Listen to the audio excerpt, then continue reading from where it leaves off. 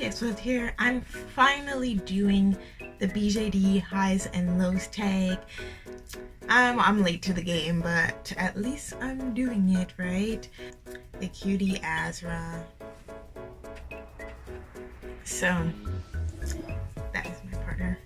So let's get into the questions. What doll is highest on your grail list? Right now it is, I've mentioned it before in my Wine and Dollies, the Smart Doll, Chitos. Yes, maybe one day. We'll see if I'll get my opportunity to get her. Number 2, what is the highest and lowest moment you've had in the hobby? This is pretty hard because I've had lots of highs and I've had lots of lows, so I don't know for highest. There's a lot of really good moments. But I guess my favorite would be when I went to Atlanta and I got to meet up with the hobbyists. I guess I'd label that one of the highest because I've never done anything like that before. So that was a pretty good moment. I got to go to a new city, got to hang with a friend that I've been wanting to see for a long time. It was just fantastic. So I'm gonna say that's my highest. Lowest was, this was like forever ago, but I lost a friend who I thought was like my friend, but it turns out they were fake the entire time, which we all know that happens, right? But in the end, like, I was really torn up about it, but in the end, when I actually got over the sadness of it and processed everything, I honestly didn't do anything wrong.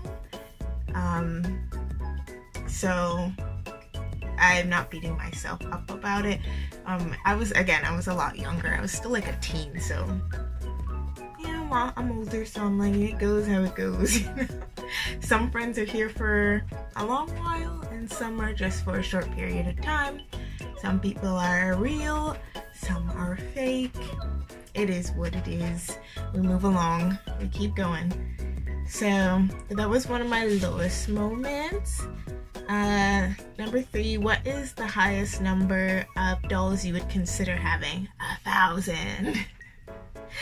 But honestly, I don't have a limit, I don't think.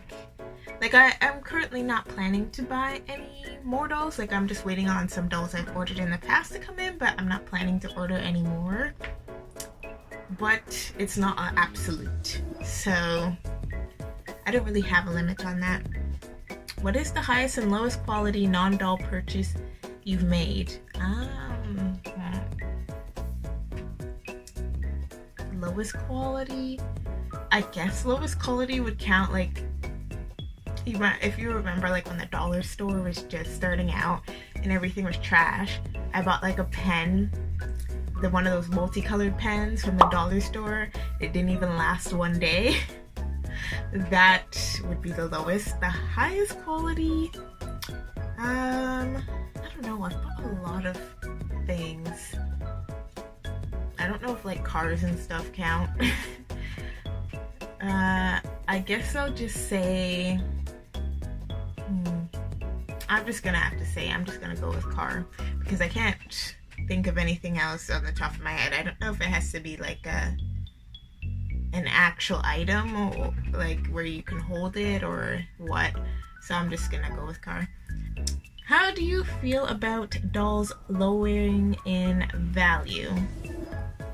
I feel like depending on the doll, I feel like they don't lower in value. I think because I think it's normal, like when things are used, that they would go down a bit in value. That's with anything. Like if I bought a vacuum cleaner today, vacuumed my house a couple of times, then put it up for sale on Marketplace or Kijiji or whatever, I wouldn't put it for the exact same price as brand new because I've already used it. So I do believe that the price should lower a little bit. But some people, even though their dolls are used, they'll still sell it for the same price as when they bought it brand new. So it doesn't really, it just depends on the person for that. And I don't think it's a bad thing or a big deal if the value has lowered for a doll, especially again, like if it's an old doll, like this doll is from like 2010. I've touched it a bunch, did mods, it's yellowed, all of this stuff. It makes sense that it's lower in value, you know? If I do understand if someone gets the doll and like they literally haven't touched it or anything, they like show it's still brand new, haven't done anything with it, just don't want it anymore, then I get it being the same price. But once you've opened it and touched it and did your thing with it, it counts as used and the price should lower it, even if it's a tiny bit. What is the highest and lowest amount of time per week you spend on your hobby? It depends on the week, honestly, because sometimes I'm really busy with work and then sometimes I'm not, and sometimes I'm going out on the weekend, sometimes I'm not. So yeah, it depends on the week. I would say minimum of 2 hours I spend on my hobby a week. Sometimes I want it to be a lot more, like 6 or 8 hours, but life gets in the way sometimes. So yeah, I got my minimum of 2. So the highest I've spent,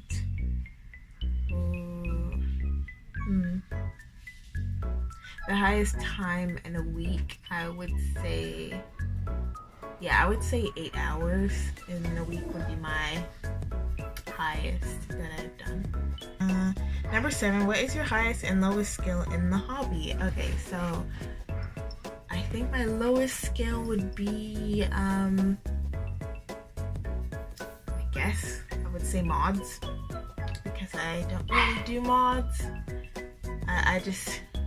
Doing mods don't really appeal to me, not my thing. I'll buy a doll that has been modded, I've done that. My Resin Soul Moo is modded. His hooves are bigger than how they usually come, so he can stand better. So that would be my lowest. Things that I've done lowest, I would say face-ups. I just don't enjoy doing them. I think when I was younger, I didn't mind doing them, but now that I'm older, I'll just get them with the face-up or pay for someone to do the face-up because I'm not interested really. My highest skill, I would say, would be story writing. My sewing is slowly getting up there. It's coming. So I might eventually. Number 8, the last one.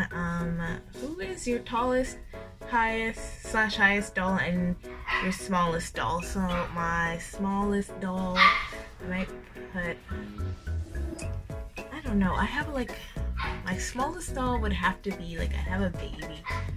I'm just gonna grab it. I have a baby. So that would technically be my smallest.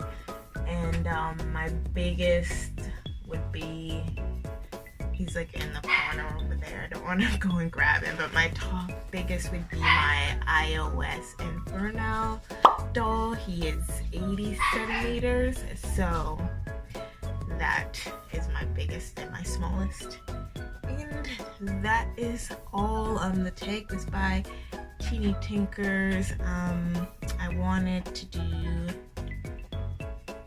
a shout out, so I'm gonna insert that. Today's shout out goes to NXO Dolls. They post quite frequently and I love their videos because it gives me a sense of nostalgia. One, they are a bit younger in the hobby, which reminds me of myself when I started, and 2, their video styles are like old doll YouTube, and that gives a nice sense of comfort. They have an interesting little story going on. The videos are always interesting and different, so definitely show some love. That is all for today's video. Thanks for watching.